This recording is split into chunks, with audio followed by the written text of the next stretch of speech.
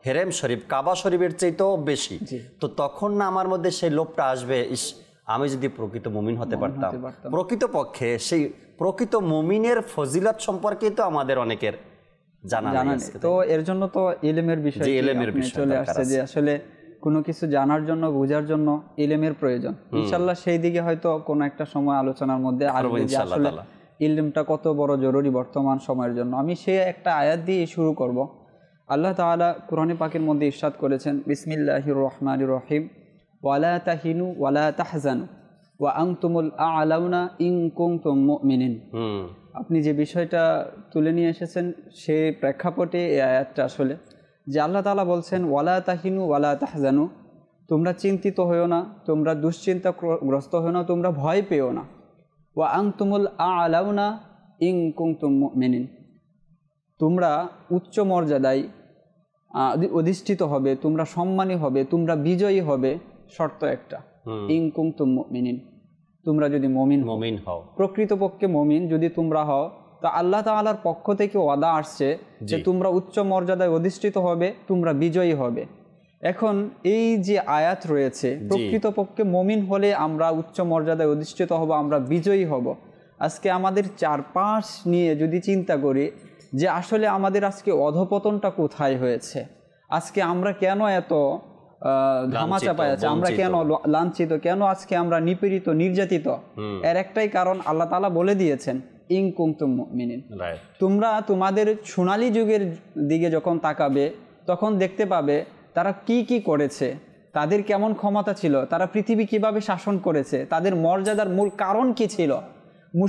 গুটি কয়েক সাহাবী রাসূল সাল্লাল্লাহু আলাইহি ওয়াসাল্লাম তারা কিভাবে পৃথিবীকে বিজয় করেছেন, কিভাবে তাদেরকে দেখা মাত্র মানুষ রাস্তা প্রশস্ত করে দিয়েছে। সুবহানাল্লাহ। একটাই কারণ, তারা প্রকৃত মুমিন ছিল।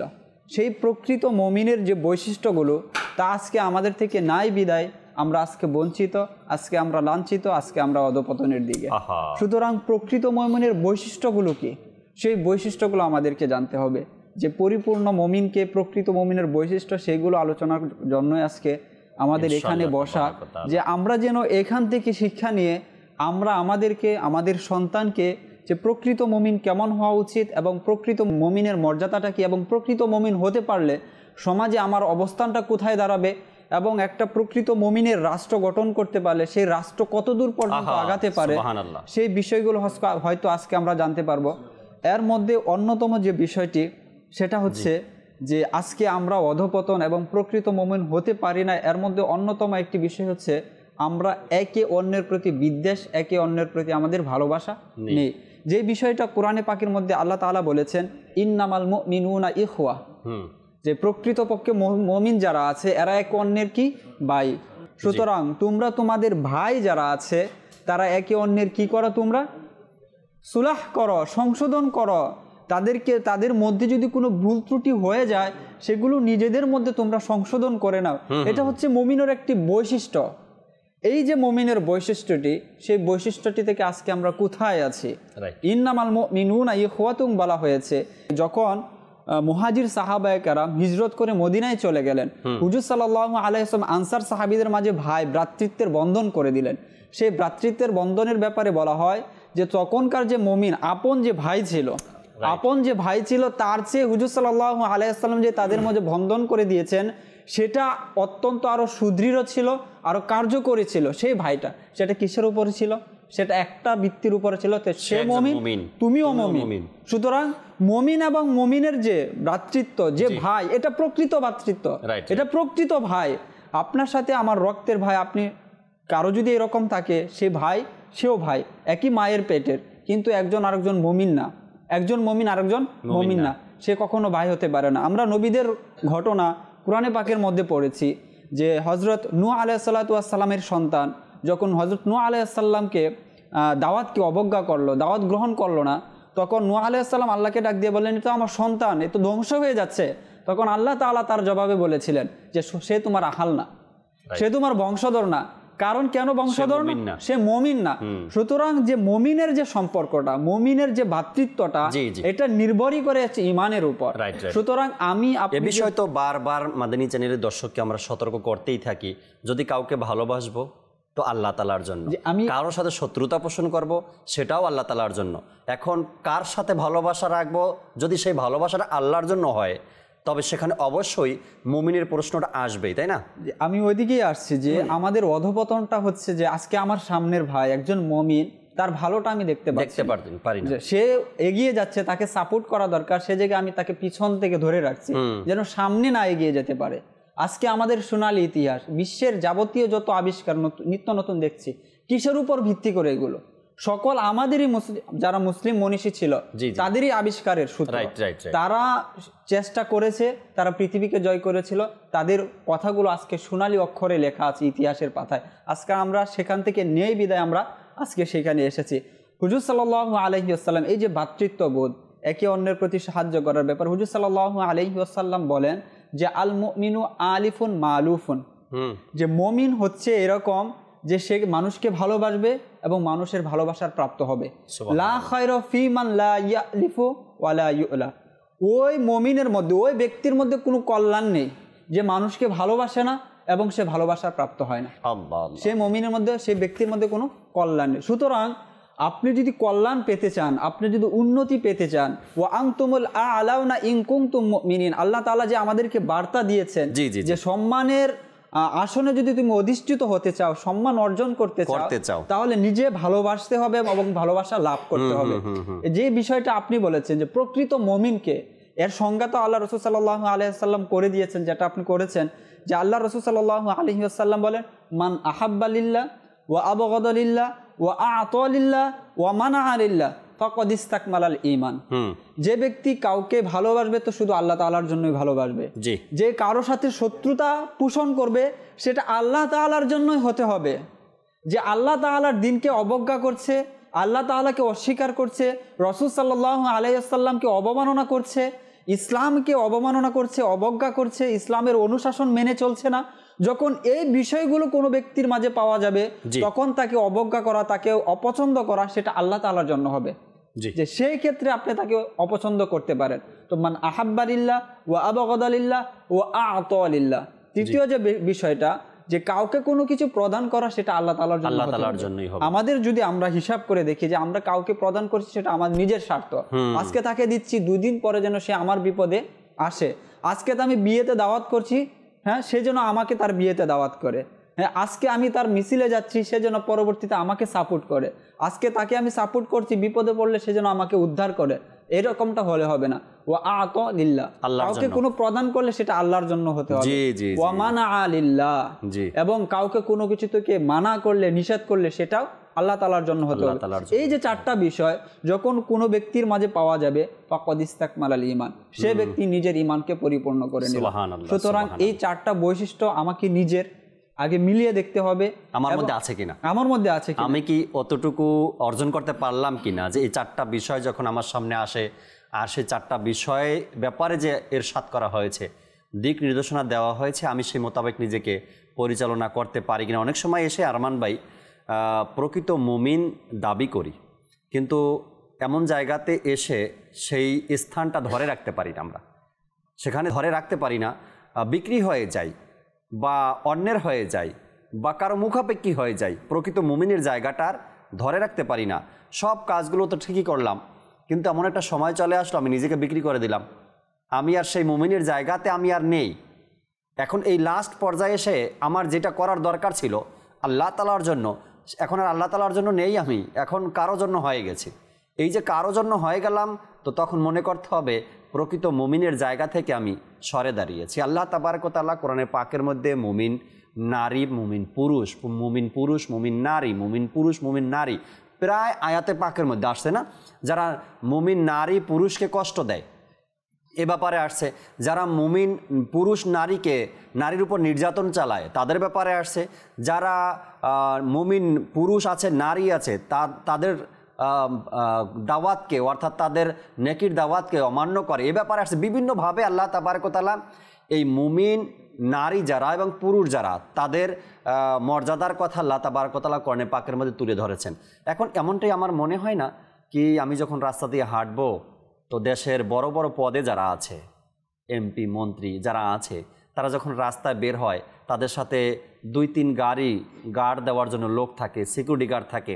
তারা যেই রাস্তা দিয়ে হাঁটে ওই রাস্তাটা পরিষ্কার করে দেওয়া হয়, আগে থেকেই রোড গার্ড ক্লিয়ার রাখা হয়। এমনটা হতে পারে না কি আমি রাস্তা দিয়ে চলবো, আমার সাথে কোনো গার্ডের দরকার নাই, আর আমার সামনে কোনো যানজটও থাকবে না, ক্লিয়ারভাবে আমি সামনে চলে যেতে পারবো, এটা মুমিনের দ্বারাই সম্ভব। বাস্তবিকই এটা অনেক বড় একটা, কারণ দুনিয়াতে আমরা এসেছি, আর যদি মুমিন হয়ে না যেতে পারি তাহলে আমাদের মানে মতো অপদার্থ বা আহাম্মক আর কেউ হবে না। কেননা দুনিয়াতে ফার্স্ট টাইমেই আমরা এসেছি, আর এটাই ফার্স্ট অ্যান্ড লাস্ট রয়েছে, এরপরে আর ফিরে আমি আসবো না।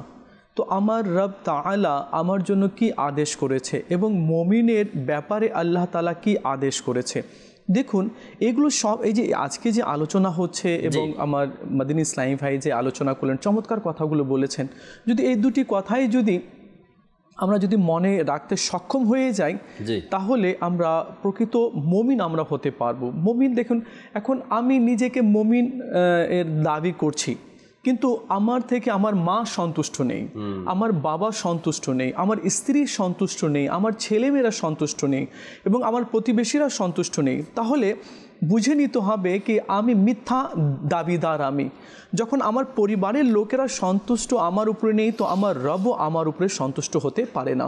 আবু মুসা আশআরি রাদিয়াল্লাহু তাআলা আনহু বলেন কি নবী করিম রউফুর রহিম সাল্লাল্লাহু তাআলা আলাইহি ওয়া আলিহি ওয়াসাল্লাম ইরশাদ করেছেন, তোমরা মুমিন হতে পারবে না ওই সময় পর্যন্ত যতক্ষণ না তোমরা একের অপরকে ভালো না বাসো, একের অপরকে ভালো না বাসো। তো সাহাবা কেরাম বলেন, ইয়া রাসূলুল্লাহ সাল্লাল্লাহু আলাইহি ওয়াসাল্লাম, আমরা একের অপরকে ভালোবাসি।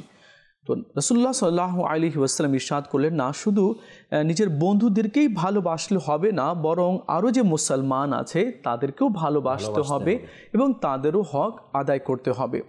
তো আমি শুধু নিজেরটাই দেখছি আর নিজের বন্ধুদেরকেই আমি দাম দিচ্ছি, কিন্তু আমাদের আর আশেপাশে যারা আছে তাদেরকে যদি আমি ইগনোর করি তাহলে তো আমি কামিল মুমিন হতে পারবো। দেখেন, শুধু আমি মুসলমানের উপরে দয়া করলাম। দেখেন, মুমিনের বৈশিষ্ট্য হচ্ছে সে যাতে যে প্রাণীগুলো রয়েছে, এমনকি পিঁপড়া আছে, তার উপরেও দয়া করতে হবে। এটা নাকি অযথা তাকে কষ্ট দেই বা তাকে মেরে ফেলি, এমন যাতে না হয়। মুমিন সেই আছে যার হাত দিয়ে কোনো মুসলমান কষ্ট না পায়। এটা তো হাদিসে মোবারকা না? জি।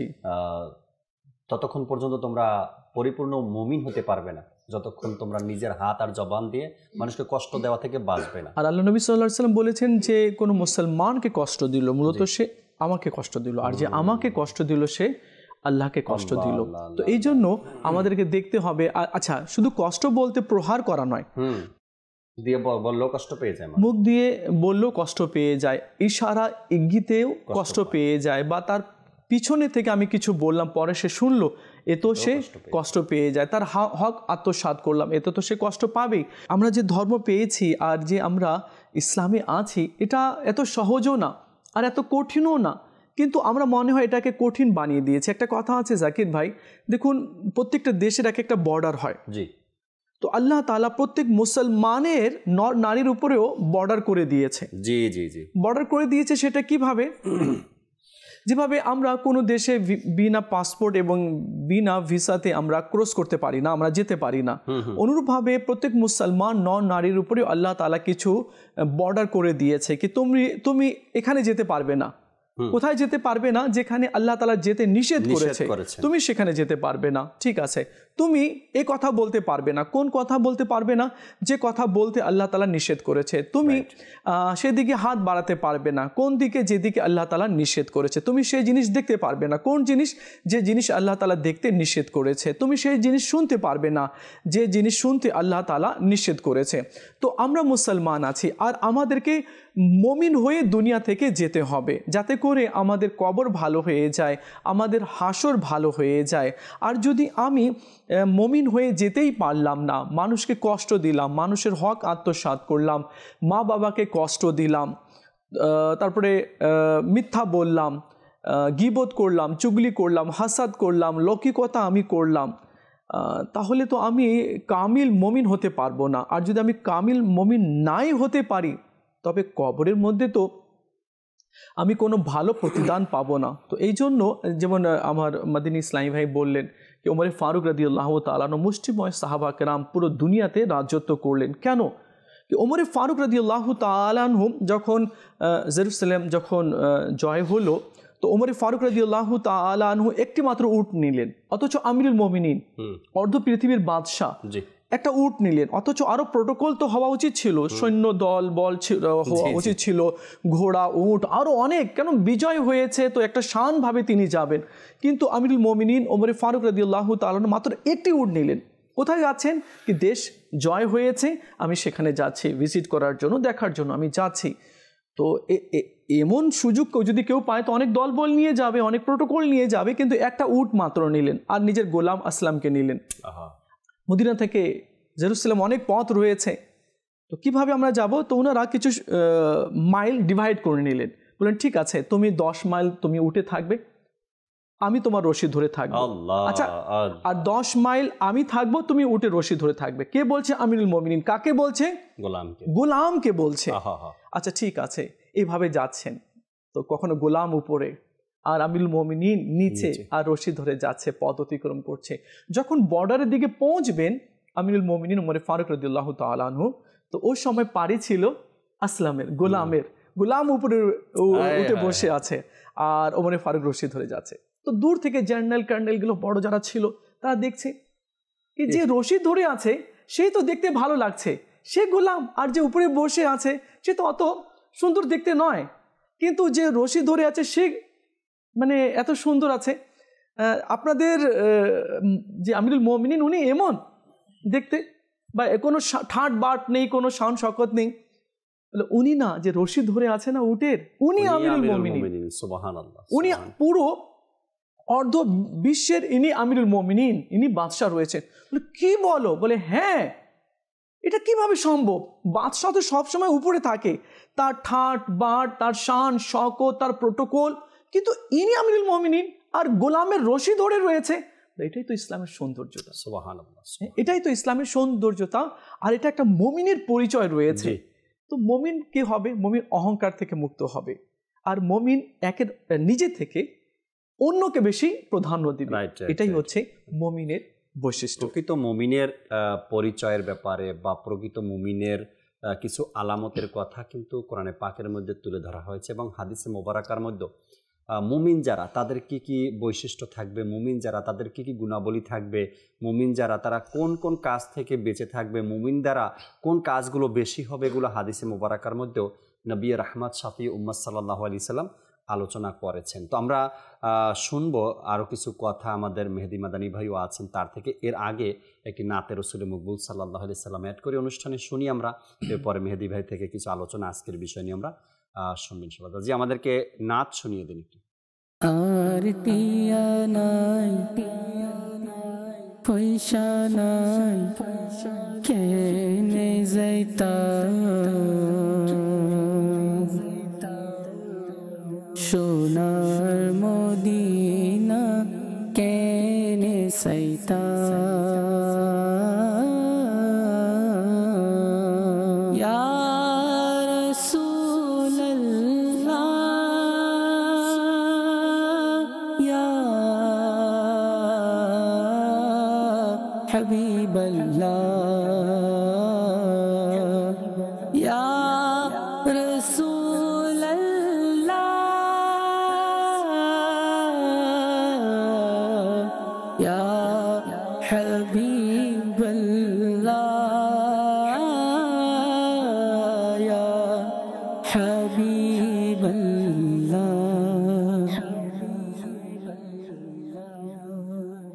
আর টিয়া নাই পয়সা নাই কেনে যাইতা মদিনা, সোনার মদিনা কেনে সাইতা মদিনা, সোনার মদিনা কেনে সাইতা মদিনা। মনে হাদে যাইবালাই কিন্তু টিয়া পয়সা নাই, মনে হাদে যাইবালাই কিন্তু টিয়া পয়সা নাই, মনে হার পাখির মতো উড়াল দিবলা আর টিয়া সাই পয়সা নাই কেনে যাইতাম মদিনা সোনার মদিনা কেনে যাইতাম মদিনা সোনার মদিনা কেনে যাইতাম মদিনা আই যদি হইতাম আকাশর তারা সাই থাকতাম মদিনা মনোয়ারা সাই থাকতাম মদিনা মনোয়ারা আই যদি হইতাম আকাশর তারা সাই থাকতাম মদিনা মনোয়ারা সাই থাকতাম মদিনা মনোয়ারা শোক ফাগাই সাই থাকতাম শোক ফাগাই সাই থাকতাম শোক ন ফিরাইতাম আর টিয়া নাই পয়সা নাই কেনে যাইতাম মদিনা সোনার মদিনা কেনে যাইতাম মদিনা সোনার মদিনা কেনে যাইতাম মদিনা পাকি যদি হইতাম যাইতাম উড়ি উড়ি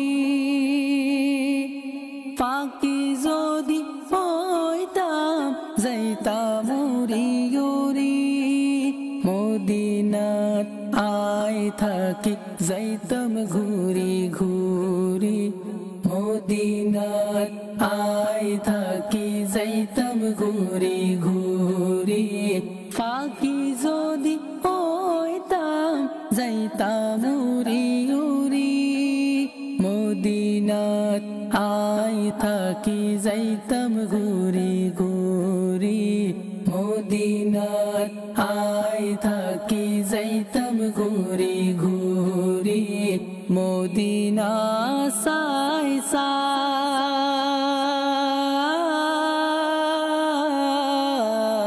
সাই ইয়া রাসূলুল্লাহ ইয়া রাসূলুল্লাহ ইয়া রাসূলুল্লাহ ইয়া হাবিবাল্লাহ মদিনা সাই সাই মদিনা সাই সাই আশা ফুরাইতাম আর টিয়া নাই পয়সা নাই কেনে যাইতাম মদিনা সোনার মদিনা কেনে যাইতাম মদিনা সোনার মদিনা কেনে যাইতাম মদিনা সোনার মদিনা তাই হাতে যাইও হাতে যাই নবীর রওজাত সালাম দিও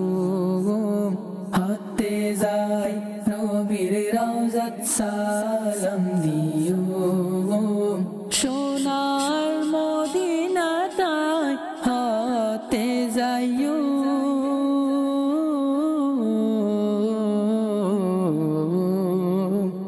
হাতে যাই নবীর রওজাত সালাম দিও হাতে যাই নবীর রওজাত সালাম দিও ইয়া রাসূলুল্লাহ হাতে যাইও মাই সোনার মদিনাত হাতে যাইও মাই সোনার মদিনাত নবীর রওজাত সালাম দিলে নবীর রওজাত সালাম দিলে মনত শান্তি পাইতা আর টিয়া নাই পয়সা নাই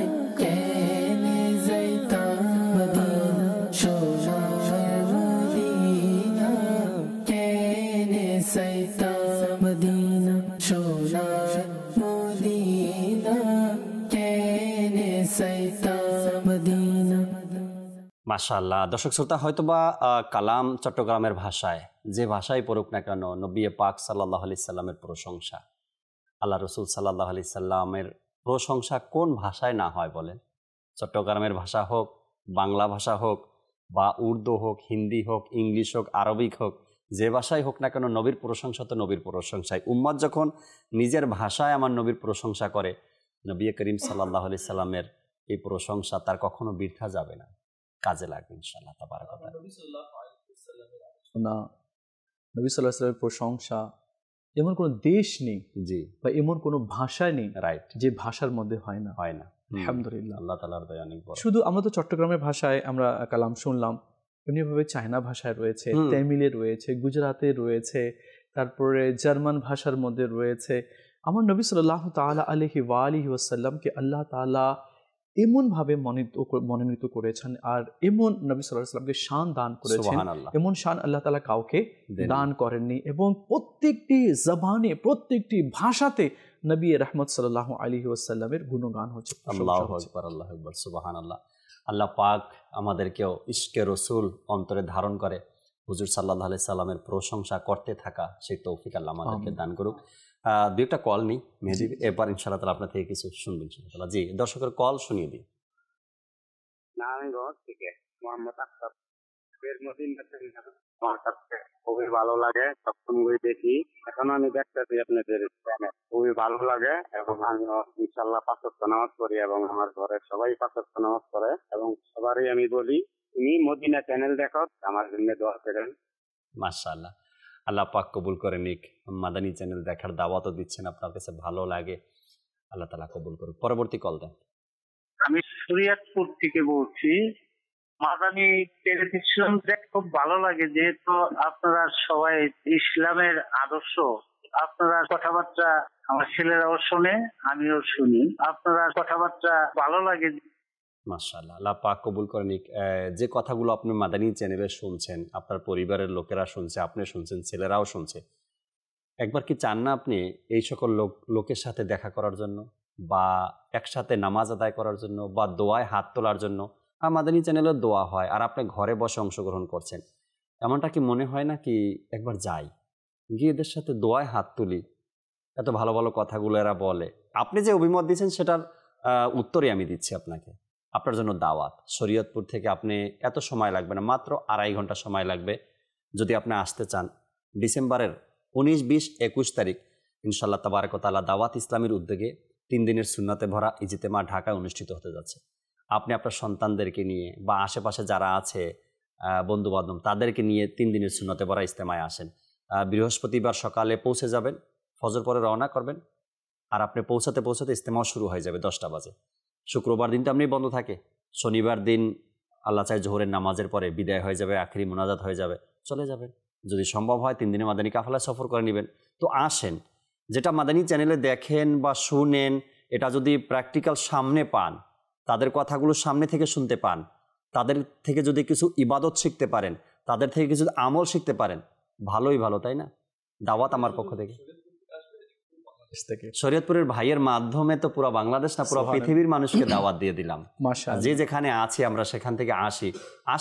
আরমান ভাই, আল্লাহ তাআলার অনেক বড় দয়া, মাদানী চ্যানেল দেখে বাংলাদেশের, আমি তো বলবো প্রত্যেক জেলার লোক আসে, বাংলাদেশের প্রত্যেক জেলার লোক আসে মাদানী, যদিও বা কোথাও মোবাইল পৌঁছায় নাই, কিন্তু মাদানী চ্যানেলের মাধ্যমে তারা চলে আসছে। গতবারে ইজতেমাতে আমরা বসেই ছিলাম, জি অ্যাটেন্ড করেছি আমরা, তো অনেক ইসলামী ভাই এসেছে, তো কেননা একা একা এসেছে, তো আমরা বসতে দিয়েছি। আমরা কিভাবে আপনি আসলেন, কোথায় বাড়ি? বলে কি মাদানী চ্যানেল দেখেছে, আমার ওয়াইফ বলেছে কিনা তোমাকে যেতে হবে, তো আমি তার প্রেশারে বা তার কথাতে আমি এখানে এসেছি, তাই আর বলেছে কি তুমি ওখানে যাও, তুমি অনেক কিছু দেখতে পারবে, শিখতে পারবে। তো আলহামদুলিল্লাহ আজওয়াজাল মাদানী চ্যানেলের মাধ্যমে অনেকেই আসছে, এবং এখানে অনেক ইসলামী বোন যারা দেখে, তো ইসলামী বোনদের অনেক ভূমিকা আছে, তারা তো দেখে এবং তারা নিজের ভাই, বাবা, নিজের স্বামীকেও ইজতেমাতে পাঠায়। গত বছর আরো একজন আসছিল বরগুনা থেকে, জি, তার ঘর থেকেও তাকে বলছে যে ইজতেমাতে আপনাকে যেতে হবে, দাওয়াত দিচ্ছে, বারবার দাওয়াত দিচ্ছে। তো কল সেন্টারের নাম্বার তার কাছে ছিল, আর মাদানী চ্যানেল থেকে অ্যাড্রেস নিল, এয়ারপোর্টে পৌঁছে গেল ইজতেমার মাঠে। তো গেট দিয়ে ঢুকতেই তিনি কল করছেন তো কল করার পরে বললেন যে জাকির ভাইয়ের সাথে কথা বলবো। আমি কথা বললাম, বললো ভাই দাওয়াত দিয়েছিলেন না মাদানী চ্যানেলে, চলে আসছি। এখন যে একজন মানুষ বরগুনা থেকে আসছে, তার জেলার লোক কোথায় আছে, কমপক্ষে তাকে তো আমাকে সেখানে পৌঁছে দিতে হবে। তারপরে গেলাম, গিয়ে তাকে বরিশালের যে ব্লকটা আছে, অর্থাৎ যেখানে বরিশালের সবাই থাকে, ওখানে তাকে পৌঁছে দিয়ে আসলাম। তো ভালোবাসা, মোহাব্বত আল্লাহ পাক কবুল করে নিক। যে যেখান থেকে আমরা অনুষ্ঠান দেখছি 3 দিনের সুন্নতে বড় ইজতেমার দাওয়াত সবার জন্য। আপনি নিজে আসেন, নিজের ভাইকে নিয়ে আসেন, নিজের বাবাকে নিয়ে আসেন। আরেকটা কথা মনে রাখবেন, আপনার একটা ভাই আছে যে ভাইটা নামাজও পড়ে না, কথাও শুনে না, আর অবাধ্য, এলাকার মধ্যে অশান্তি সৃষ্টি করে, ঘরের মধ্যে অশান্তি সৃষ্টি করে। কোনো মতে এই ভাইটাকে বুঝিয়ে 3 দিনের ইজতেমাতে নিয়ে আসেন ইনশাআল্লাহ তাবারক ওয়া তাআলা। 2 দিন তাহাজ্জুদের নামাজ পড়বে আর 2 দিন দোয়া করবে। আল্লাহ চাই ইনশাআল্লাহ তাবারক ওয়া তাআলা যদি তার তকদিরে হেদায়েতের পথ থাকে, তবে ইনশাআল্লাহ তাআলা সে পেয়ে যাবে। আর এই কষ্ট, এই যন্ত্রণা আপনাকে আর সহ্য করতে হবে না। সে নিজের থেকে ভালো হবে এবং মানুষকে সে দাওয়াতও দেবে। আরও কিছু কল আছে, শুনে নেই। জি, কল শুনিয়ে দিন। ব্রাহ্মণবাড়িয়া থেকে বলছি। আমি নিয়মিত মাদানী দেখতে চেষ্টা করি। সবচেয়ে বড় জিনিস হচ্ছে মাদানী চ্যানেল দ্বারা আমরা যেভাবে উপকৃত হচ্ছি, বিশেষ করে আমার ফ্যামিলি অনেক উপকৃত হচ্ছে মাশাআল্লাহ, আলহামদুলিল্লাহ। মাদানী চ্যানেলের সকল দর্শক এবং সবাইকে মোবারকবাদ। মাশাআল্লাহ, আল্লাহ পাক কবুল করে নিক। এভাবে করে সাথে থাকবেন আশা রাখি। পরবর্তী কল দেন। আমার নাম মোহাম্মদ শাহজাহান। আমরা চ্যানেলটা তো দেই, আমরা চ্যানেলটা খুব ভালো লাগে, আমাকে অনেক কিছু শিখছি। জি, চ্যানেল দেখবেন, চ্যানেলের কথাগুলো শুনবেন, আমলও করবেন, দাওয়াতও গ্রহণ করবেন ইনশাআল্লাহ তাআলা। পরবর্তী কল দেন। আমার নাম মোহাম্মদ শওকত আলী। আমি মাদানী চ্যানেলের দর্শক। আমি আমার ফ্যামিলি সবাই মাদানী চ্যানেলকে ধন্যবাদ দিই। আর এটা দেখে আমরা অনেক পরিবর্তন হয়ে গেছি। মাদানী চ্যানেলকে আমরা সুস্বাগতম জানাচ্ছি। আর আমাদের পরিবারের জন্য মাদানী চ্যানেল আমাদের প্রতি দোয়া করে। আমরা দোয়া করি মাদানী চ্যানেল দিকে হোক। মাশাআল্লাহ, আল্লাহ পাক কবুল করে নিক। আপনি নিজেকে কখনো মাদানী চ্যানেলের দর্শক ভাববেন না। হ্যাঁ, মিডিয়াতে কথা বলতে গেলে অনেক সময় বলতে হয় এমন করে মাদানী চ্যানেলের দর্শক শ্রোতা, কিন্তু আপনি নিজেকে দর্শক ভাববেন না। আপনি মাদানী চ্যানেলের পরিবারের একজন লোক। যখন আপনি পরিবারের লোক, আর এই চ্যানেলের পুরোপুরি দায়িত্ব আপনার কাছে। আপনি কিভাবে দাওয়াত দিবেন, কিভাবে এই চ্যানেলটাকে ঘরে ঘরে পৌঁছানো যায়, কিভাবে এই চ্যানেলের উন্নতি কিভাবে দেখতে চাই, আর কতটুকু সহযোগিতা দরকার, যখন আমার হয়ে যাবে না, আপনি যখন বলা শুরু করবেন আমি মাদানী চ্যানেলের পরিবারের একজন, তখন আপনার দ্বারা এটা সম্ভব। আল্লাহ পাক কবুল করে নিক ইনশাআল্লাহ তাবারক ওয়া তাআলা। কিছু কথা আমরা মেহেদী মাদানী ভাই থেকে শুনি, প্রকৃত মুমিন কারা, এই সম্পর্কে নিয়ে। জি ভাই। জি, আলহামদুলিল্লাহি রাব্বিল আলামিন ওয়াসসালাতু ওয়াসসালামু আলা সাইয়্যিদিল মুরসালিন, আম্মা বা'দ, ফাআউযু বিল্লাহি মিনাশ শাইতানির রাজীম, বিসমিল্লাহির রহমানির রহিম। প্রথমেই কোরআন শরীফে আসলে মুমিনের ফজিলত সম্পর্কে অগণিত আয়াত রয়েছে। জি জি জি। এবং মুমিনের বৈশিষ্ট্য সম্পর্কেও অনেক অসংখ্য আয়াত রয়েছে। তার মধ্যে থেকে 2টি আয়াত মুমিনের ফজিলত সম্পর্কে বলতে চাব। জি।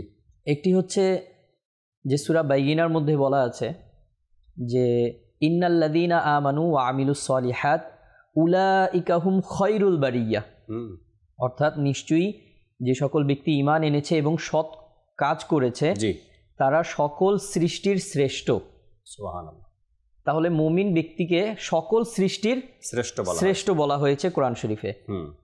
এবং আরেকটি আয়াত মুমিনের ফজিলত সম্পর্কে বলতে চাই, সেটা হচ্ছে যে সূরা বাকারার মধ্যে বলা হচ্ছে ওয়াবাশশিরিল্লাযীনা আমানু ওয়া আমিলুস সলিহাত আন্না লাহুম জান্নাতিন তাজরি মিন তাহতিহাল আনহার। সুবহানাল্লাহ।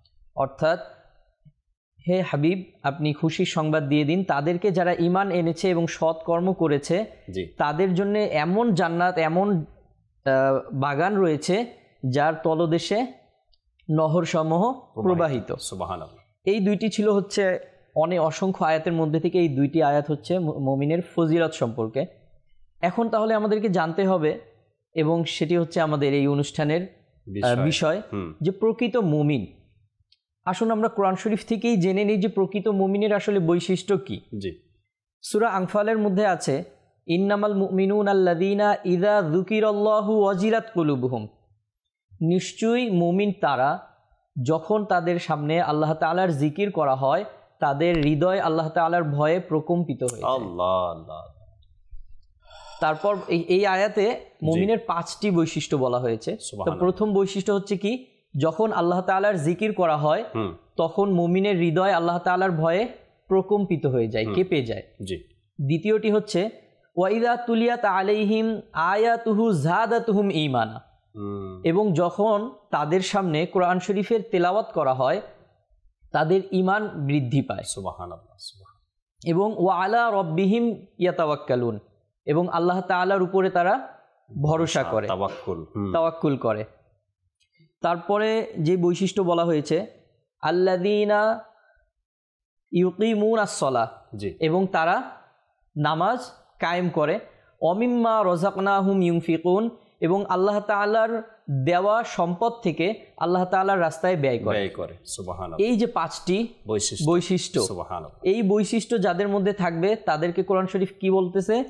উলাইকা হুমুল মুমিনুনা হাক্কান। সুবহানাল্লাহ।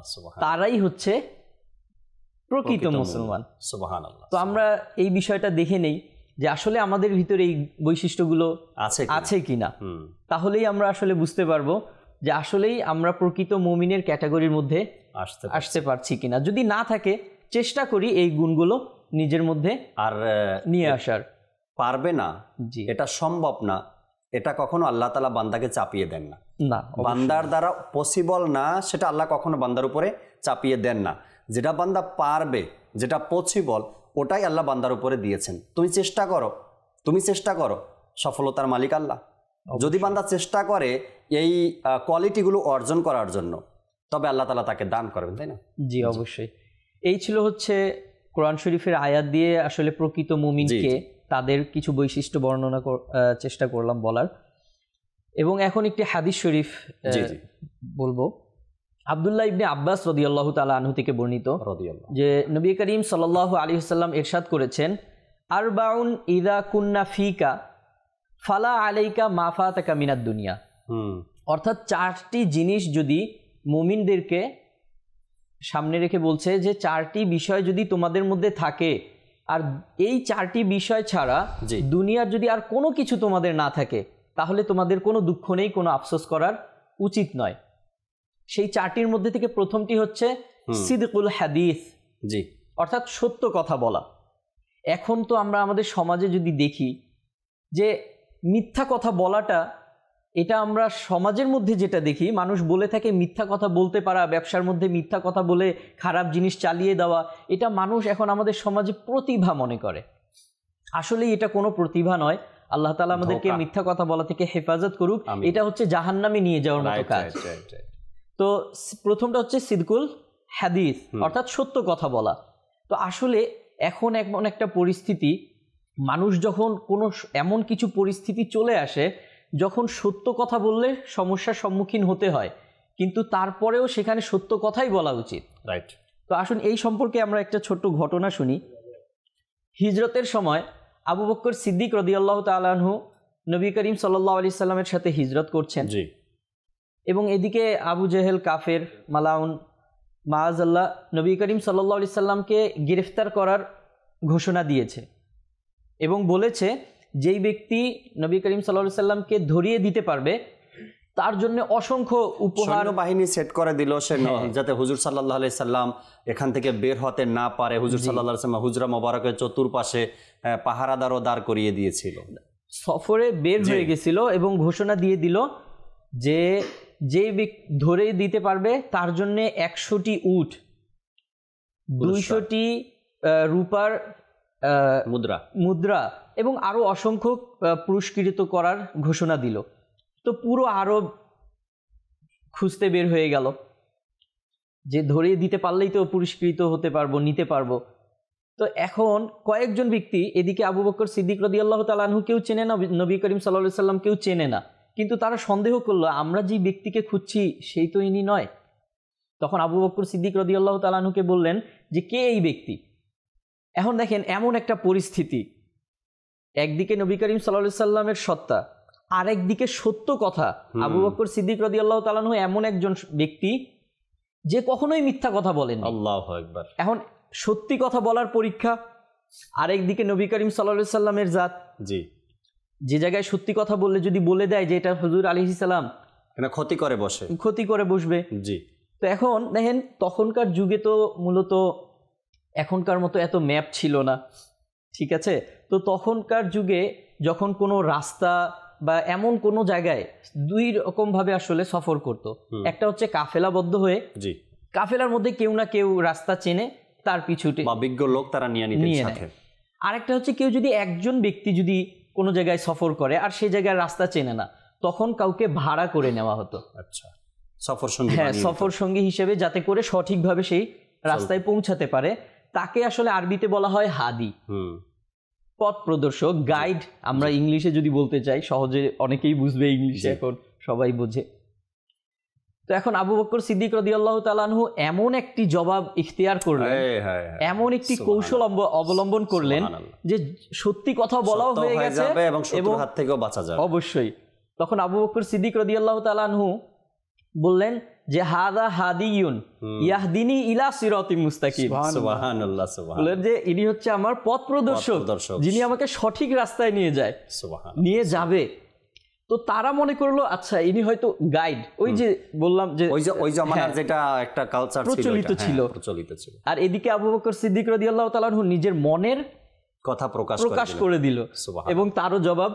আর এটা তো সত্য কথাই না, হুজুর সাল্লাল্লাহু আলাইহি ওয়াসাল্লাম পথ প্রদর্শক, তাই না?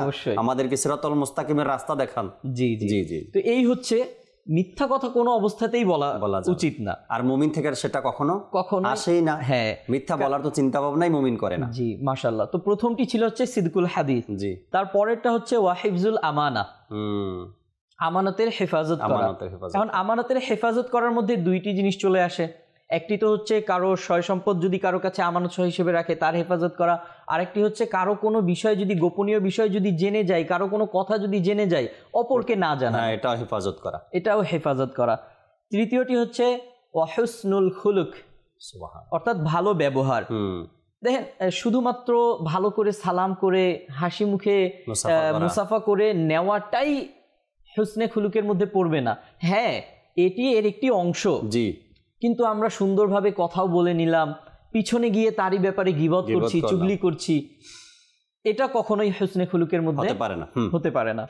চতুর্থটি হচ্ছে হালাল খাবার, জি, হালাল লোকমা আহার গ্রহণ করা।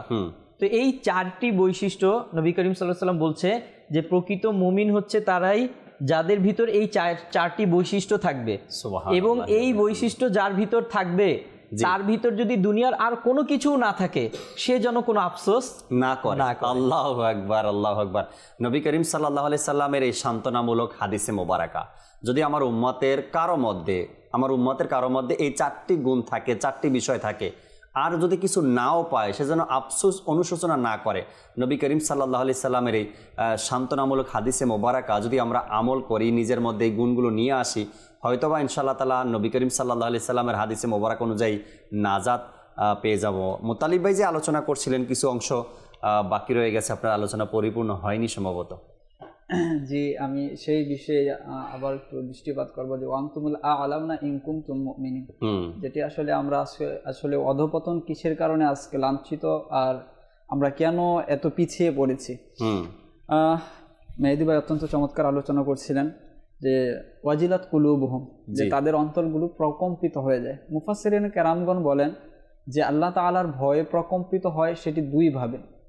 একটি তো হচ্ছে যে যারা জান্নাত জাহান্নামের বয়ান যখন শুনে, কোরআনে পাকের মধ্যে অসংখ্য বর্ণনা এসেছে, হুজুর সাল্লাল্লাহু আলাইহি ওয়াসাল্লাম বর্ণনা করেছেন, কবরের আযাবের কথা বর্ণনা করেছেন, কিয়ামতের দিন কতটা ভয়াবহ হবে সেই বর্ণনা করেছেন।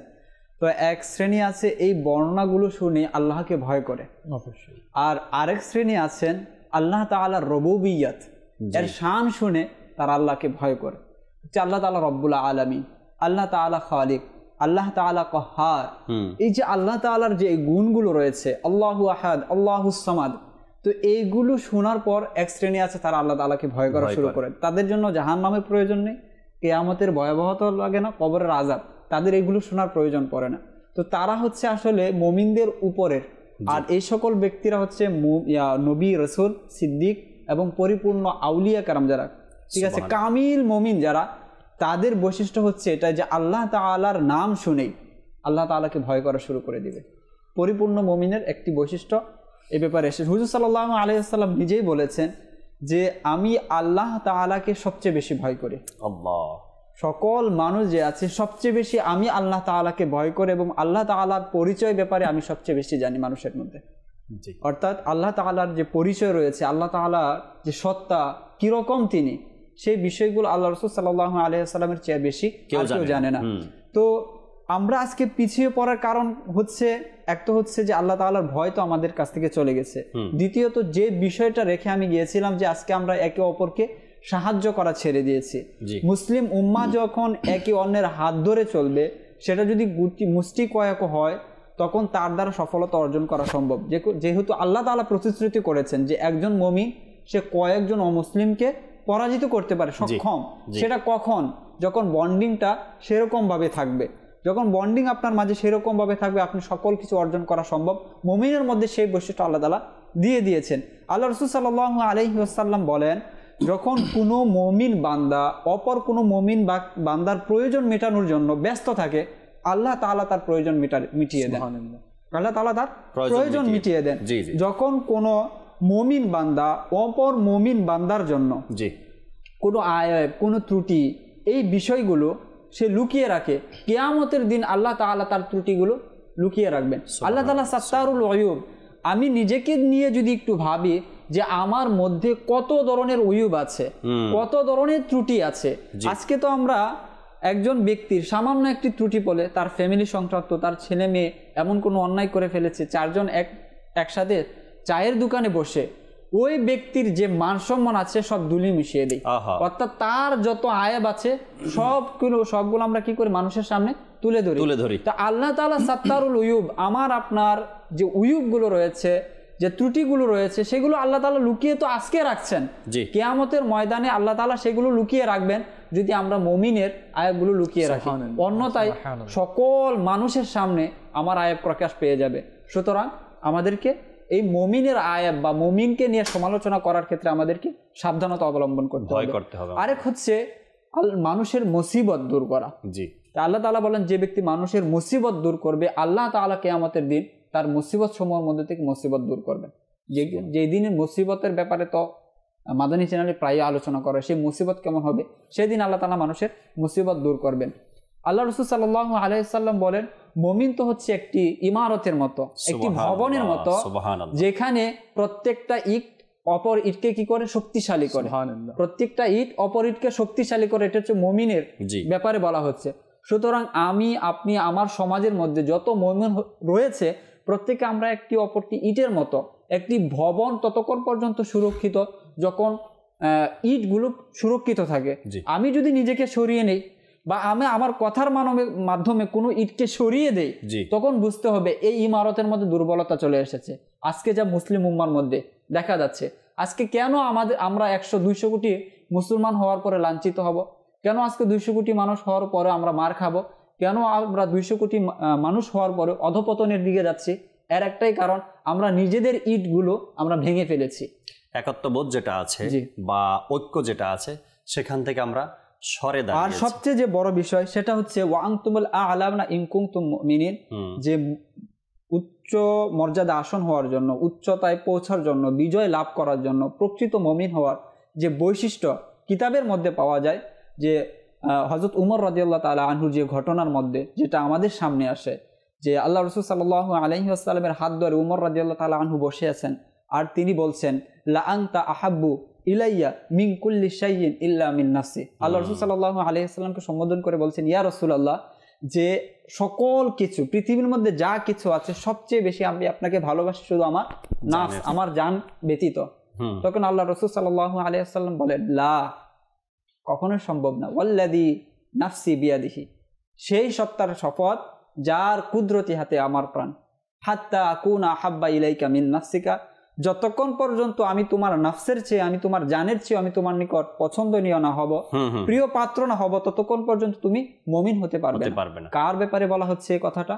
হযরত উমর ফারুক রাদিয়াল্লাহু তাআলা আনহু ব্যক্তির মতো, যিনি ইসলামে প্রবেশ করার পর আল্লাহ রাসূল সাল্লাল্লাহু আলাইহি ওয়াসাল্লাম স্বয়ং উপাধি দিয়েছেন ফারুক, এবং যার উপাধি ফারুকে আজম, যিনি সত্য মিথ্যার পার্থক্যকারী, তিনি বাতিল এবং হকের পার্থক্যকারী, তার ব্যাপারে আল্লাহ রাসূল সাল্লাল্লাহু আলাইহি ওয়াসাল্লাম বলছেন, লা ওয়াল্লাযী নাফসি বিয়াদিহি, সেই সত্তার শপথ করে বলছি যার কুদরতি হাতে আমার প্রাণ, হাত্তা আকুনা আহাব্বা ইলাইকা মিন নাফসিকা, যতক্ষণ পর্যন্ত আমি তোমার নিকট তোমার প্রাণের চেয়েও বেশি পছন্দনীয় হব না, ততক্ষণ পর্যন্ত তুমি খাঁটি মুমিন হতে পারবে না।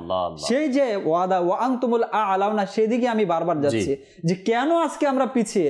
আল্লাহ তাআলার প্রতিশ্রুতির পরেও যে আল্লাহ তাআলা বলছেন আমরা তো অসম্মানিত জাতি, আমাদের আসন তো সম্মানের স্থানে হওয়া উচিত, তারপর কেন আমরা পিছিয়ে। সেই একটা জায়গায় আমি আসছি যে আল্লাহ রাসূল সাল্লাল্লাহু আলাইহি ওয়াসাল্লাম বলছেন না, তখন তাৎক্ষণাৎ উমর ফারুক রাদিয়াল্লাহু তাআলা আনহু নিজের সিদ্ধান্ত পরিবর্তন করলেন। আল্লাহর শপথ করে বলছি, জি লা আনতা, যে আপনি অবশ্যই অবশ্যই আহাব্বু ইলাইয়া মিন নাফসিকা, এই মুহূর্তে আমার প্রাণের চেয়ে আপনি অধিক প্রিয় আমার। সুবহানাল্লাহ। তখন আল্লাহ রাসূল সাল্লাল্লাহু আলাইহি ওয়াসাল্লাম স্বীকৃতি দিয়ে বলবেন, আল আনা ইয়া উমর, এই মুহূর্তে তোমারটা ঠিক আছে।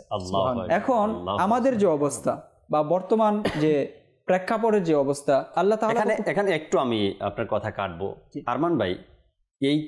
এই উক্তি, এই বাণী আল্লাহ রসুলের কাদের জন্য ছিল? সাহাবা একরামের জন্য। সাহাবা একরাম না, আল্লাহ নবী সাল্লাল্লাহু আলাইহি সাল্লাম যদি ওই দিন এই কথা না বলতেন ফারুক আজম রাদিয়াল্লাহু তাআলা আনহুকে, যে তুমি পরিপূর্ণ ইমানদার হতে পারোনি এখন পর্যন্ত, তবে আজ পর্যন্ত এটা কিন্তু ওইভাবেই থেকে যেত।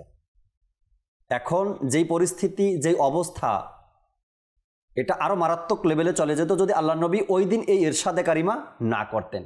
হুজুর সাল্লাল্লাহু আলাইহি সাল্লাম ভবিষ্যৎবাণী জানতেন, আর জেনেই বলে গেলেন যে যদি তুমি নিজের জানের চাইতেও আমাকে ভালোবাসতে না পারো, প্রকৃত মুমিন হতে, খাঁটি ইমানদার হতে এখানে ফারুক রাদিয়াল্লাহু তাআলা আনহু যখন ঈমান আনলেন, জি, তো প্রকাশ্যভাবে আযান শুরু হয়ে গেল, প্রকাশ্যভাবে নামাজ শুরু হলো, এবং যারা বেদিন ছিল তো তারা ভয় পেতে লাগলো কি ওমর ঈমান নিয়ে এসেছে।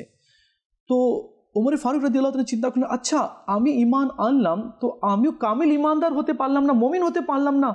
তো এখানে শর্ত একটাই আছে কি মাহবুবে করিম সাল্লাল্লাহু আলাইহি ওয়াসাল্লামকে নিজের জানের চেয়ে বেশি ভালোবাসতে হবে।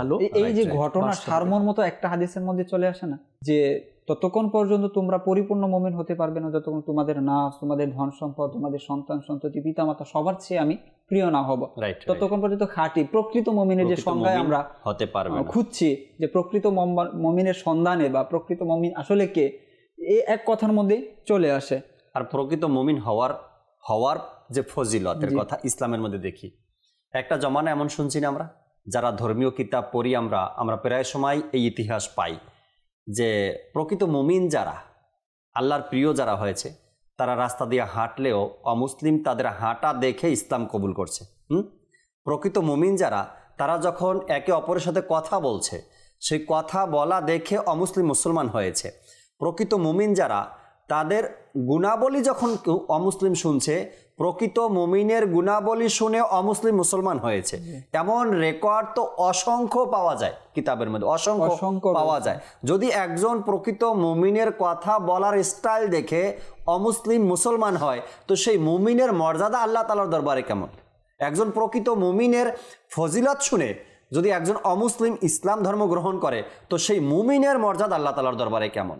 যে বিষয়টা, এই যে ঘটনার পর একটি আয়াত আমি শেয়ার করতে চাচ্ছিলাম, যে আল্লাহ তাআলা কোরআনে পাকের মধ্যে বলেছেন, ইন্নামাল মুমিনুনা আল্লাযীনা আমানু বিল্লাহি ওয়া রাসূলিহি সুম্মা লাম ইয়ারতাবু, যে প্রকৃতপক্ষে মুমিনের যে ঘটনা, এই ঘটনা তো এই ঘটনা থেকে আমরা তো বুঝতে পারি যে প্রকৃত মুমিন হতে হলে নিজের নফস থেকে, নিজের প্রাণ থেকে হুজুর সাল্লাল্লাহু আলাইহি ওয়াসাল্লামকে বেশি ভালোবাসতে হবে। আল্লাহ তাআলা কোরআনে পাকের মধ্যে বলেছেন, ইন্নামাল মুমিনুনা আল্লাযীনা আমানু বিল্লাহি ওয়া রাসূলিহি সুম্মা লাম ইয়ারতাবু, প্রকৃতপক্ষে মুমিন সে যে আল্লাহ পাকের উপর ঈমান এনেছে, হুজুর সাল্লাল্লাহু আলাইহি ওয়াসাল্লামের উপর ঈমান এনেছে, সুম্মা লাম ইয়ারতাবু, অতঃপর সে সন্দেহের মধ্যে পতিত হয়নি। প্রকৃত মুমিনের একটি বৈশিষ্ট্য এখানে বর্ণনা করা হয়েছে। আজকে আমাদেরকে যেভাবে সন্দেহের মধ্যে ফেলানোর চেষ্টা করা হচ্ছে, আমি একটি রিসালা শুরুতে যে মুমিনের তারিফ, মুমিনের সংজ্ঞা যখন করতে গেল, সে মুমিনের সংজ্ঞা গিয়ে করতে গেলে সে সংজ্ঞাটা এভাবে করেছে যে মুমিন হচ্ছে সে যে আল্লাহ তাআলার উপর ঈমান আনে, সে আর কিছু বলেনি। এখানে তার মুমিনের সংজ্ঞার তারিফ শেষ হয়ে গেছে, সংজ্ঞা শেষ হয়ে গেছে। সেখানে রসুলের প্রয়োজন পড়েনি, বা মুমিন হওয়ার জন্য হুজুর সাল্লাল্লাহু আলাইহি ওয়াসাল্লামের উপর ঈমান আনতে হবে সেটা সে প্রয়োজন মনে করেনি। তার সম্পূর্ণ কিতাবের পরে এরপরে যে সে কেন করেনি সেটাও আমরা জানি। সমাজের মধ্যে দেখা যায় যে আল্লাহ এবং রসুলের নাম যদি একত্রে নিয়ে আসা হয় তাহলে শিরিক হয়ে যাবে, এই জন্য শিরিক হয়ে যায়। এই জন্য সে ঈমানের তারিফই এখানে শেষ করে দিয়েছে যে আল্লাহর উপর ঈমান আনবে। যদি তারিখ এখানেই শেষ হয়ে যায়, তাহলে হুজুর সাল্লাল্লাহু আলাইহি ওয়াসাল্লামের জমানা ইহুদি যারা ছিল তারা তো আল্লাহ তাআলার উপর ঈমান আনতো, তারা কেন তাদেরকে আবার নতুন করে ঈমান আনার দাওয়াত দেওয়া হলো? তো প্রশ্ন তো এরকম আসতে পারে। তো আমি যে বিষয়টা বলছি, তার কিতাব সে এখানে শুরু করেছে মুমিনের সংজ্ঞা দিয়ে, যে আল্লাহ তাআলার উপর ঈমান আনলেই বাস ঈমানের সংজ্ঞা হয়ে গেছে। পরবর্তীতে সে যতগুলো আয়াত এনেছে, প্রত্যেকটা আয়াতের মধ্যে সে আয়াতগুলোর মধ্যে এরকমই ছিল আল্লাহ এবং রসুলের নাম একসাথে। যেমন ইন্নামাল মুমিনুনা আল্লাযীনা আমানু বিল্লাহি ওয়া রাসূলি, আল্লাহ এবং রসুলের কথা একসাথে এসেছে। এমনকি যত আয়াত সে নিয়ে এসেছে প্রত্যেকটা আয়াতের সাথে আল্লাহ এবং তার রাসূলের আলোচনা। তো আল্লাহ তাআলা আমাদেরকে শিক্ষা দিচ্ছেন যেখানে আল্লাহ এবং রসুলের উপর ঈমান আনতে হবে, এবং প্রকৃত ঈমানের সংজ্ঞা এটা, ইন্নামাল মুমিনুনা আল্লাযীনা। আল্লাহ তাআলা বলছেন, দেখেন কথাটা, ইন্নামাল মুমিনুনা আল্লাযীনা, মুমিন তারাই। এরপর আবার কি, আমানু বিল্লাহ, যারা আল্লাহর উপর ঈমান এনেছে, ওয়া রাসূলিহি, এবং রসুলের উপর ঈমান এনেছে। তো যে ভালোবাসা থেকে আমাদেরকে আজকে বিচ্ছুরিত করা হচ্ছে, যে ভালোবাসা থেকে আজকে আমাদেরকে দূরে সরানো হচ্ছে, যে ভালোবাসা থেকে দূরে সরে যাওয়ার কারণে আজকে আমরা এই নির্যাতিত, আজকে এই বঞ্চিত, আজকে এই নিপীড়িত। যে ভালোবাসার শিক্ষা হযরত উমরের মাধ্যমে আল্লাহ রাসূল আমাদেরকে শিক্ষা দিয়েছেন, যে বুলন্দ যদি পেতে চাও, মর্যাদা যদি পেতে চাও, বিজয় যদি পেতে চাও, তাহলে হুজুর সাল্লাল্লাহু আলাইহি ওয়াসাল্লামকে ভালোবাসা ছাড়া কোনো উপায় নেই।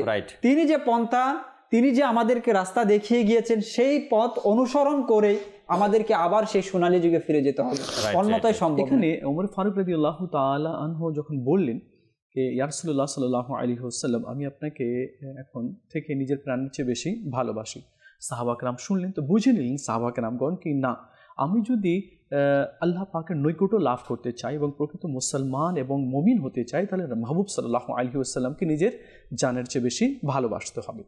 এক যুদ্ধে রাসূলুল্লাহ সাল্লাল্লাহু আলাইহি ওয়াসাল্লাম একা হয়ে গেলেন উহুদের যুদ্ধে। তো অমুসলিমরা কি করলো, একসাথে তীর বর্ষণ করতে শুরু করে দিল। কি নবী সাল্লাল্লাহু আলাইহি ওয়াসাল্লাম একা রয়েছেন, তো আমার মনে এখানেই শহীদ করে দেওয়া যায়, ভালো হবে, ওরা ভাবলো। তো যখন তীর বর্ষণ করতে শুরু করলো, তো এক সাহাবী রসুল দৌড় দিয়ে আসলেন, সম্ভবত তালহা রাদিয়াল্লাহু তাআলা আনহু। আর রাসূলুল্লাহ সাল্লাল্লাহু আলাইহি ওয়াসাল্লামকে যেভাবে মা মুরগি আছে না, বাচ্চাদেরকে এভাবে ডানার মধ্যে নিয়ে নেয়, তো রাসূলুল্লাহ সাল্লাল্লাহু আলাইহি ওয়াসাল্লামকে নিজের দেহ দিয়ে এইভাবে ঢেকে নিলেন। আল্লাহু আকবার। আর এদিকে তীর বর্ষণ হচ্ছে, 1 2 3 4 5 শত শত তীর বর্ষণ হলো। যত লাগার তীর লাগলো তালহা রাদিয়াল্লাহু তাআলাকে, ওই সাহাবী রাসূলকে যত তীর লাগার তীর লাগলো। এদিকে যখন সাহাবা کرام দেখলেন, আরে এটা কি হচ্ছে, নবী সাল্লাল্লাহু আলাইহি ওয়াসাল্লামকে একা পেয়ে আর সাহাবীকে একা পেয়ে তারা এত তীর বর্ষণ করছেন, তখন কি করলো, তারাও তীর বর্ষণ করতে শুরু করলো, আর তারা পিছনে সরতে লাগলো। যখন ওই সাহাবী রাসূল রাদিয়াল্লাহু তাআলাকে আমার নবী সাল্লাল্লাহু আলাইহি ওয়াসাল্লাম থেকে একটু সরানো হলো, তো সেখানে 70টি তীর লাগা ছিল। আর যখন একটু জুদা করা হলো, তো ওনার দেহ থেকে প্রাণ বের হয়ে গিয়েছিল। তো সাহাবা কেরাম আলিম রিদওয়ানের এটা আকীদা ছিল কি নবী সাল্লাল্লাহু আলাইহি ওয়াসাল্লামকে নিজের জানের থেকে বেশি ভালোবাসতে হবে। এই জন্য বলেছেন না, করু তেরে নাম পে জাঁ ফিদা, না বাস এক জাঁ দো জাহাঁ ফিদা, দো জাহাঁ সে ভি नहीं जी भरा, করু क्या करोड़ों জাহাঁ नहीं। তো সাহাবা কেরামের এটা আকীদা ছিল কি রাসূলুল্লাহ সাল্লাল্লাহু আলাইহি ওয়াসাল্লামের কদমে আমাদের জান উৎসর্গ হোক। তো যদি আর এটাও তারা ইচ্ছা পোষণ করতেন কি একটা জানকে যদি 100 জান হতো, তো রাসূলুল্লাহ সাল্লাল্লাহু আলাইহি ওয়াসাল্লামের কদমে আমি কুরবান করে দিতাম। এখানে একটি সিদ্দিক আকবর রাদিয়াল্লাহু তাআলার কথা আরজ করতে চেষ্টা করব। হযরত সিদ্দিক আকবর রাদিয়াল্লাহু তাআলা বলেন কি যে ব্যক্তি এটা পছন্দ করে কি আল্লাহ তাআলা তাকে জাহান্নামের আগুন থেকে হেফাজত করুক, তবে তার উচিত হবে कि সে যাতে মুসলমানকে ভালোবাসে এবং তাদের প্রতি দয়া করে, যে এরকম করবে সেই প্রকৃত মুমিন হবে। তো আমরা সবাই জাহান্নাম থেকে বাঁচতে চাই, কারণ আজকে সামান্য গরম বা সামান্য মশার কামড় আমরা সইতে পারি না, এটা খুবই কষ্টকর, এটা সামান্য। তো জাহান্নামের আগুন কত ভয়ঙ্কর রয়েছে, দুনিয়ার যে আগুন আছে লোহাকে গলে ফেলে, এরপরে ইটকেও মাটি দিয়েছে ইট হয়ে যায়, এত আগুন প্রখর, নিমেষেই মানুষকে ছারখার করে দেয়। আর এই আগুনই জাহান্নামের আগুনের 70 ভাগের 1 ভাগ, ঠিক আছে। তো এই আগুন থেকে কেউ বাঁচতে পারে না, দুনিয়ার আগুন থেকে বাঁচতে পারে না। আরেকটি রিওয়ায়াতে এসেছে কি এই আগুনই, দুনিয়ার আগুনই প্রত্যেক দিন দোয়া করে কে আল্লাহ তুমি আমাকে সেই আগুনের সাথে মিশাইও না। তো সিদ্দিক আকবর রাদিয়াল্লাহু তাআলা বলেন কেউ যদি এটা পছন্দ করে কি আল্লাহ পাক তাকে জাহান্নামের আগুন থেকে হেফাজত করুক, তাকে রক্ষা করুক, তো তার উচিত হবে সে যাতে অপর মুসলমান ভাইকে যাতে মোহাব্বত করে আর তার উপরে যাতে দয়া করে। এটা হচ্ছে মুমিনদের বৈশিষ্ট্য। Right right right. আল্লাহ পাক আমাদেরকে প্রকৃত মুমিনের যে বৈশিষ্ট্যর কথা আমরা শুনছি আমল করার তৌফিক দান করুক। সাহাবা একরাম আলাইহিমুর রিদওয়ানের কথা আমরা শুনে আসছি, আউলিয়া একরামের কথা শুনে আসছি। প্রকৃত মুমিন যারা, তাদের বৈশিষ্ট্যগুলো কিন্তু আপনার পড়ার জন্য, অধ্যয়ন করার জন্য বাংলাদেশ ছাড়তে হবে না। আপনি ঘরে বসেই প্রকৃত মুমিনের যে বৈশিষ্ট্য রয়েছে তা আপনি অধ্যয়ন করতে পারবেন এবং জানতে পারবেন। আর প্রকৃত মুমিন হতে হলে আপনাকে ঘর ছাড়া হতে হবে এটা না, প্রকৃত মুমিন হতে হলে আপনাকে দেশ ছাড়া হতে হবে এটাও না, প্রকৃত মুমিন হতে হলে সমাজ থেকে বিতাড়িত হবেন এটাও না। প্রকৃত মুমিনের সম্মান শুরু থেকে ছিল আর আজও আছে, আর যতদিন ইসলাম আছে ততদিন প্রকৃত মুমিনের সম্মানও থাকবে সমাজের মধ্যে। এটা আপনি চারদিকে যদি তাকান একটু, আপনার আশেপাশে তো আপনি দেখবেন একজন প্রকৃত মুমিন নামাজি ব্যক্তিকে কতটুকু সম্মান করা হয় আর একজন বেনামাজির সাথে কেমন আচরণ করা হয়, এটা আপনার চোখের সামনে। মুমিন ব্যক্তির জন্য আল্লাহ তাবারক ওয়া তাআলার কেমন দয়া রয়েছে, দয়া তো সবার জন্যই আছে, তো মুমিনের জন্য যে স্পেশাল দয়া, অল্প আয়ের মধ্যে মুমিন চলে যাচ্ছে, অল্প আয়ের মধ্যে তার খরচও হয়ে যায়, অভাবও থাকে না, আর সুন্দর মতো তার ফ্যামিলিও চলে যায়। মুমিনের জন্য আল্লাহ তাবারক ওয়া তাআলা যত দিককে সহজ করে দিয়েছেন, মুমিনের বাহিরে গুনাহগারদের জন্য এতটা সহজ নয়। আল্লাহ তাআলা মুমিনের জন্য অন্তরে প্রশান্তি রেখেছেন, আল্লাহ তাআলা মুমিনের জন্য নাজাত রেখেছেন, আল্লাহ তাআলা মুমিনের সন্তানকে বাধ্যগত সন্তান বানিয়ে দেয়। দুনিয়াবি কোনো পেরেশানি মুমিনের কাছে নাই। এই মুমিনের গুণাবলী যদি আমরা অর্জন করতে চাই, তবে সাহাবা একরামের জীবনী, আউলিয়া একরামের জীবনী আমাদেরকে অধ্যয়ন করতে হবে। আর প্রকৃত মুমিন কিভাবে হওয়া যায় আর এর জন্য কি কি করতে হবে, এই বিষয়গুলো জানার যদি আমরা মন চাই যে জানি আমি আরও, তবে দাওয়াত ইসলামী 3 দিনের সুন্নাতে ভরা ইজতেমায় অংশগ্রহণ করি ইনশাআল্লাহ তাবারক ওয়া তাআলা। এখানে আসলে এক একজনের এক এক রং আপনি দেখবেন, এক একজনের এক এক রকমের ইবাদতের ধরন আপনি দেখবেন, তখন আপনার মধ্যেও ইবাদতের এক স্পৃহা চলে আসবে। আর যখন ইবাদতের মন মানসিকতা আপনার তৈরি হবে, তখন ওই ইবাদতটাই ধীরে ধীরে আপনাকে মুমিন বানিয়ে দেবে। কোরআনে পাকের মধ্যে সূরা তাওবার 112 নং আয়াতে আল্লাহ তাআলা বলছেন, আত্তা ইবুনাল আবিদুনাল হামিদুনাস সাইহুনার রাকিউনাস সাজিদুনাল আমিরুনা বিল মা'রুফি ওয়ান নাহুনা আনিল মুনকারি ওয়াল হাফিদুনা লিহুদুদিল্লাহ ওয়া বাশশিরিল মুমিনিন। আল্লাহ তাআলা সর্বশেষ বলছেন, হে হাবিব, আপনি মুমিনদেরকে সুসংবাদ দিন। অর্থাৎ এগুলো মুমিনের বৈশিষ্ট্য। আল্লাহু আকবার। তো মুমিনের বৈশিষ্ট্য, প্রকৃত মুমিন চিনারও এর মধ্যে একটি হচ্ছে, আর ইস্তেমার মধ্যে এই বিষয়গুলো অধিকারে পাওয়া যায়। সুবহানাল্লাহ। একটা হচ্ছে আত্তা ইবুন, তাওবাকারী। ইস্তেমার মধ্যে দেখবেন প্রতিনিয়ত তওবা করানো হচ্ছে, প্রতিনিয়ত। আর তওবা করাটা আল্লাহ তাআলা কত পছন্দ করেন। আল্লাহ রাসূল সাল্লাল্লাহু আলাইহি ওয়াসাল্লাম বলেছেন, আত্তা ইবু মিনাজ যামবি কামাল্লা যামবা লাহু, যে গুনাহ থেকে যে তওবা করে প্রকৃতপক্ষে তার কোনো গুনাহই নেই। সুবহানাল্লাহ। তো এই তওবাটা অধিকারী ইস্তেমার মধ্যে পাওয়া যায়। আল আবিদুন, ইবাদত, একটা রুটিন, যে ইস্তেমা কিভাবে পরিচালনা করা হবে, কিভাবে মানুষকে ইবাদতের মধ্যে লাগানো যায়, এর জন্য আমাদের নিগরানরা অনেক আগে থেকে চেষ্টা করছে আসলে শিডিউলটা কিভাবে করা যায়, কিভাবে করলে মানুষ ইবাদত করতে পারবে। আচ্ছা, তারপর হচ্ছে আল হামিদুন, আল্লাহ তাআলার প্রশংসা। আল্লাহ তাআলার প্রশংসা কতভাবে হয়ে থাকে ইস্তেমার মধ্যে। তারপর হচ্ছে আস-সাহিনুন, দুনিয়া বিমুখতা, যে মানুষ সবকিছু ত্যাগ করে 3 দিনের জন্য আল্লাহর জন্য চলে আসে। এই 3 দিনের মধ্যে প্যান্ডেলের বাহিরে যাইতেও মন চায় না। রাইট। যে কোন সময় কোন নসিহত, কোনটা যেন আমার হাতছাড়া হয়ে যায়, মানুষ চায় না। আমি দেখি তো মানুষ দাড়ি নেই, কিছু নেই, কিন্তু ওই যে একবারে যেন খুঁটি হয়ে বসে আছে, আর মনোযোগ। আর এমনও লোক দেখা যায় যে বাহ্যিকভাবে মনে হয় যে আসলে দুনিয়াবী মানুষ, কিন্তু যখন বয়ান শুনছে তাদের চোখ থেকে অজরে পানি পড়ছে। এখানে আমার সাথে একজন ছিলেন ইস্তেমাতে, নাম সাথে ছিলেন ভদ্রলোক, তো ব্যবসায়ী। আমরা সচরাচর মনে করি কি ব্যবসায়ীরা শুধু টাকার পিছনে হয়তো ছুটে। আমার অনেক শিক্ষা হয়েছে, তো আমি ব্যবসায় তো কি, ব্যবসায়ের দোকান ছেড়ে এসেছে, এখানে আসে হয়তো ফোনের মাধ্যমে ডিল করতে, এই সেই। কিন্তু আমার এই কনসেপ্টটা চেঞ্জ হয়েছে। আমি দেখলাম 3 দিন পর্যন্ত বসে ছিল, 3 দিন ধরে, মানে তাহাজ্জুদ মিস নাই, সুন্নাত নফল মিস নেই। আর যেভাবে বসে আছে, তো 3 দিন ধরে বসে আছে। আর খাওয়া দাওয়া আমি যেটা দেখেছি, বিস্কিট, একটু পানি খেতে আমি দেখিনি। আল্লাহ, আমি তো এখানে ইস্তেমাতে এসেছি, শুনতে এসেছি, নিজেকে পরিষ্কার করতে এসেছি। আমার তো একেবারে আমার কনসেপ্টটা চেঞ্জ হয়ে গেল কি, ইয়া আল্লাহ, আমার অনেক ভুল হয়েছে। কি সব ব্যবসায়ী এমন না, মানে তার কথা শুনে আমি নিজে চমকে গেলাম, মানে যেভাবে একজন আল্লাহওয়ালা কথা বলে সেভাবে কথা বলছে, অথচ বড় ব্যবসায়ী তিনি। তো আমার কনসেপ্টটা চেঞ্জ হয়েছে, না আলহামদুলিল্লাহ আমি দেখলাম আমার সঙ্গে ছিলেন 3 দিন, তাহাজ্জুদ, সুন্নাত, নফল, কোরআনের তেলাওয়াত আর দুরূদ শরীফ জারি রয়েছে। যখন ইস্তেমার মধ্যে আসবো, তাইব হব, আবিদ হব, হামিদ হব, সাহি হব, রাকিয়া হব, রুকুকারী হব, সেজদাকারী হব, আল আমিরু বিল মারুফ ওয়ান নাহুনা আনিল মুনকার। পরবর্তী বলছেন যে ওই ব্যক্তি আমির বিল মারুফ, তারপর হচ্ছে নাহি আনিল মুনকার ওয়াল হাফিদুনা লিহুদুদিল্লাহ ওয়া বাশশিরিল মুমিনিন। তো এই যে বৈশিষ্ট্যগুলো আল্লাহ তাআলা বর্ণনা করেছেন, কয়েকটা বৈশিষ্ট্য এখানে রয়েছে। এগুলো সব মুমিনের মধ্যে। এক তো হচ্ছে ইস্তেমার ময়দানে আপনি as-সাজিদ আর রাকিউন as-সাজিদুনা, এই বৈশিষ্ট্য পর্যন্ত তো ইস্তেমার মধ্যে থাকেই। আর যে আল আমিরুনা বিল মারুফ ওয়ান নাহুনা আনিল মুনকার, যখন ইস্তেমার ময়দানে কেউ চলে আসে, আপনি বলছেন যে ওই ব্যক্তিকেও পরিবার থেকে পাঠান যে আপনারা কন্ট্রোল করতে পারছেন না, সে বিশৃঙ্খলা সৃষ্টি করে, সেই ব্যক্তিকে পাঠিয়ে তো দেখবেন সে গিয়ে নিজে কি করে, পরিবর্তন করার চেষ্টা করবে।